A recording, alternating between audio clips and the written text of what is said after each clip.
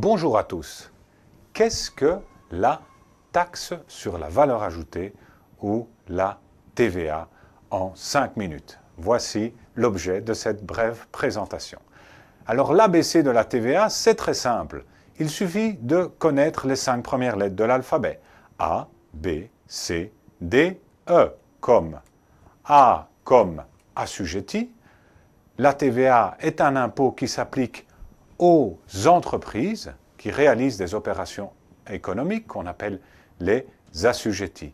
Il s'applique sur l'ensemble des livraisons de biens et de services réalisés par les assujettis.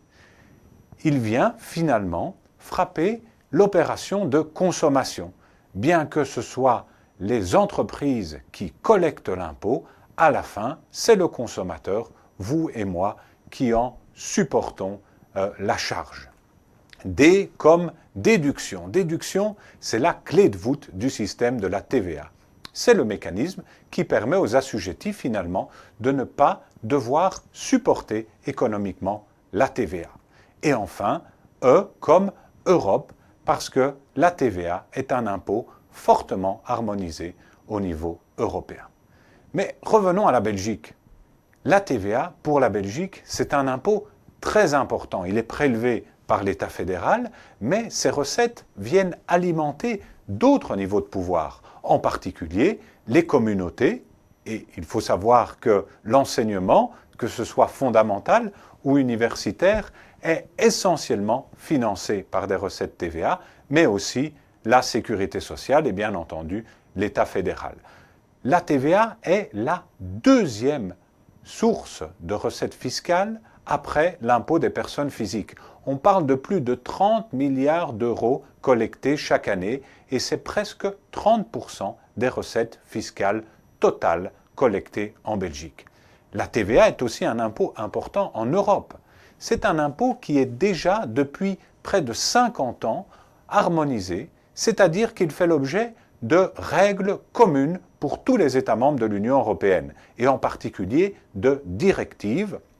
La directive la plus importante aujourd'hui, c'est la directive 2006-112, le nouveau nom de la fameuse 6e directive TVA, qui harmonise toute une série d'éléments sur lesquels le législateur belge n'a plus prise, notamment le champ d'application, les entreprises assujetties, les personnes imposables, la nature des opérations imposables, le lieu où elles se déroulent, le fait générateur, l'exigibilité, la manière de calculer la TVA et bien entendu le droit à déduction. Mais tout n'est pas harmonisé au niveau européen, en particulier les taux de TVA continuent à diverger entre les différents États membres. La même opération ne sera pas soumise au même taux selon qu'elle ait lieu en Belgique, en Allemagne ou au Luxembourg. La TVA n'est pas juste une histoire européenne, c'est un impôt qui, depuis 50 ans, a connu un essor global, à tel point que la plupart des États du monde, maintenant près de 166 pays, appliquent une TVA ou un impôt semblable. Une exception très importante, néanmoins, ce sont les États-Unis. C'est un impôt récent, l'Europe a eu un rôle de précurseur. Plus de 100 États ont introduit la TVA ces 20 dernières années et c'est un impôt maintenant qui compte pour près de 20% des recettes fiscales mondiales. Le taux moyen de TVA est de 19%.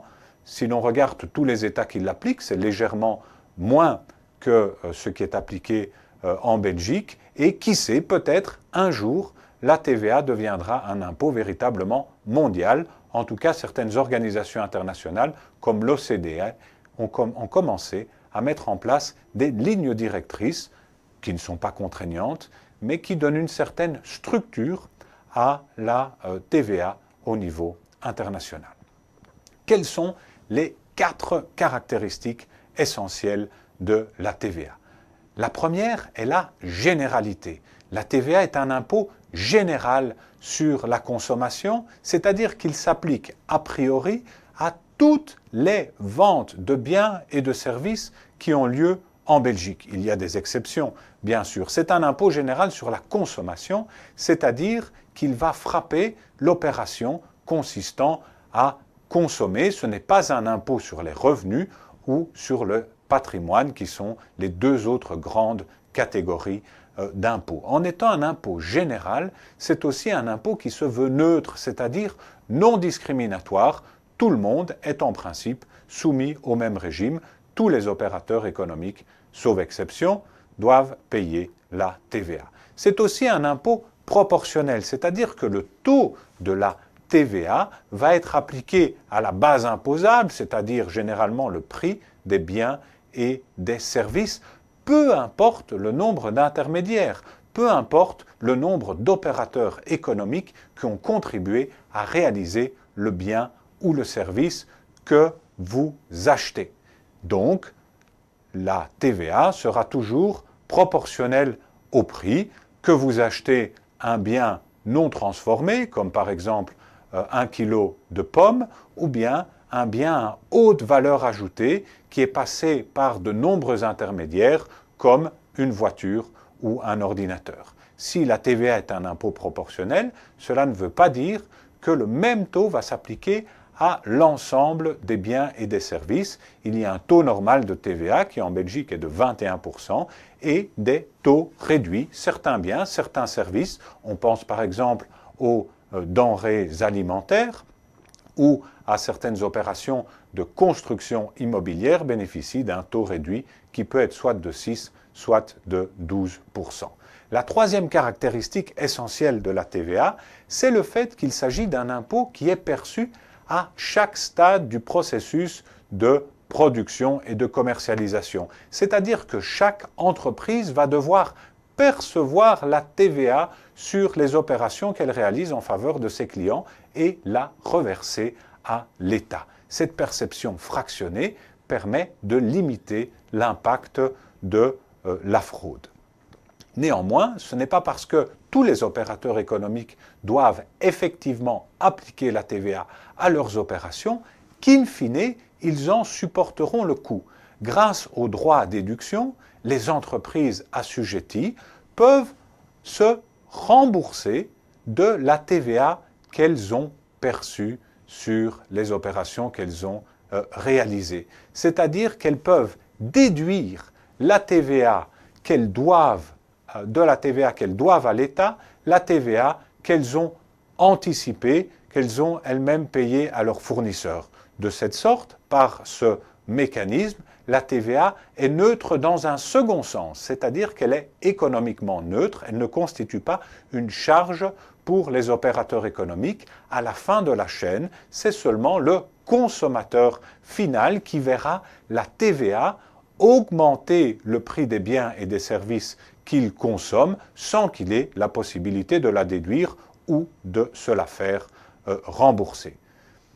Voici un petit exemple chiffré qui vous montre que, d'une part, la TVA est payée par tous les opérateurs économiques, qu'ils soient producteurs, intermédiaires, fabricants, détaillants.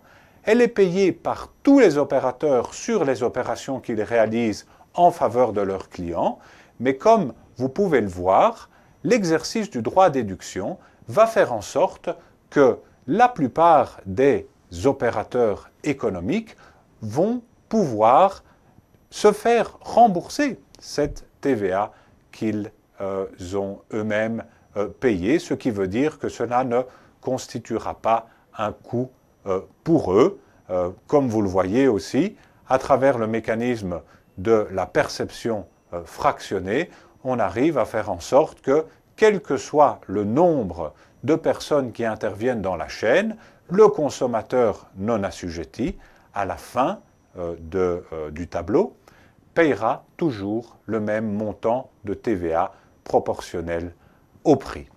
Et voici les bases de la TVA A, B, C, D, E.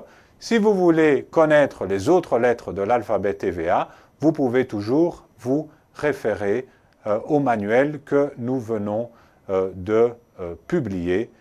Nous vous souhaitons une excellente apprentissage de la TVA.